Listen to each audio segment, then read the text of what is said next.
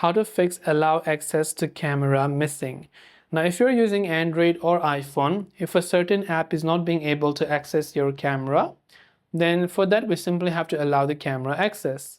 So if you're using Android, you can first of all simply open up settings and you can go to apps and go to your apps list.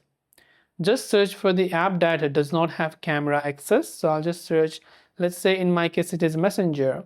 So I can go ahead and then search for the Messenger app over here. And once I've searched either Messenger or WhatsApp, I can go there and I can go to permissions. Then I can go to camera and just select allow while using the app. That will allow the camera access for that particular app.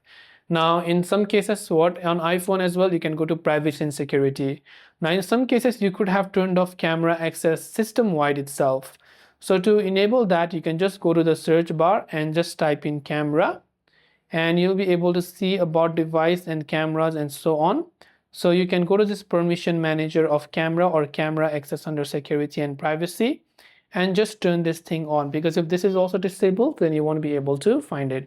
Or so easier thing is that depending on which phone you're using, just tap on search bar and type in camera or the app where the camera access is lacking, and you should be able to regain the access to it. Hope this video helped you. Thanks for watching and see you in the next video.